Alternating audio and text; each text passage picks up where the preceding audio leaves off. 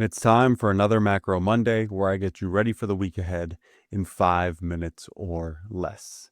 As always, just a reminder, this is a small snippet of our full Macro Monday newsletter. So if you're looking for more in-depth coverage, I'll put a link to that in the description of this video, and I highly suggest that you go and check that out if you have not already. Okay, let's get straight into it. I got a lot to talk about today. And we're going to start, as always, with our chart of the week. So frequent Macro Monday readers will recall our consistent warnings about a late summer or early fall inflationary threat. Well, last week brought the first real warning signs of such, with both core CPI and PPI jumping month over month to 3.1% and 3.7% respectively. Meanwhile, economic utilization, which is a blend of manufacturing and employment utilization, has stabilized in recent months.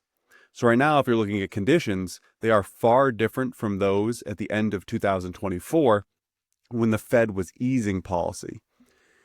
Add those two things up, and there is a lot of complexity to the current decision-making backdrop.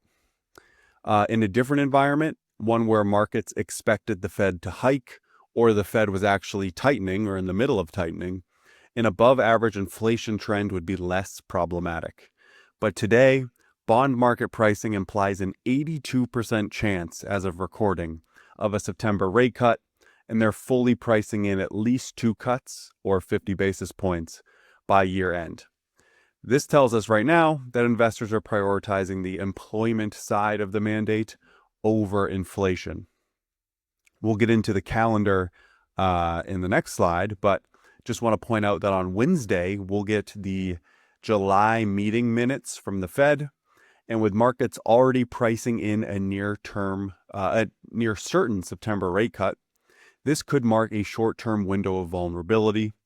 Also of note, the September FOMC meeting, where everyone's expecting the cut, will follow the release of August CPI and PPI.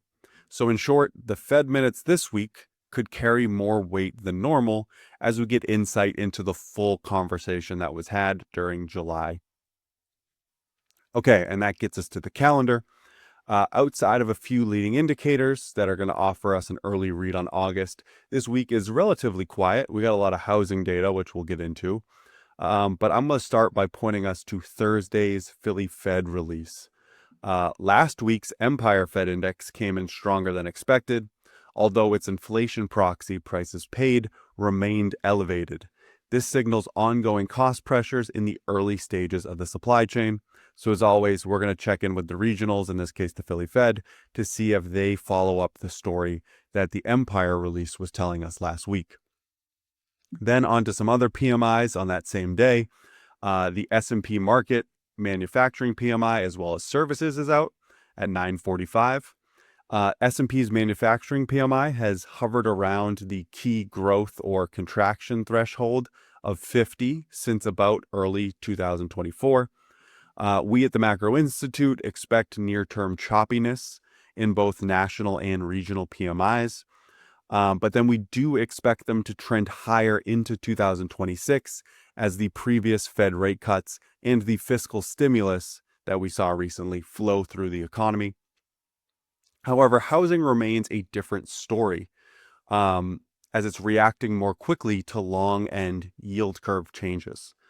As of Friday, the 30-year mortgage rate fell below 6.7%. It's the lowest point since April, and that's down from 7.4% in January. We'll see on Monday if that helps buyers when the NAHB prints at 10 a.m., although another sub-35 reading is likely. In our view, the recent mortgage rate drop is hardly stimulative. Rates remain unattractive to buyers, anchored to the 3 to 5% post-GFC range, and home prices haven't meaningfully eased in the meantime. Giving us more data on the housing front, we get building permits and housing starts on Tuesday, as well as existing home sales on Thursday. Thanks for watching. I hope you all have a great week. If you've enjoyed, don't forget to subscribe, and I will see you right back here next week for another Macro Monday.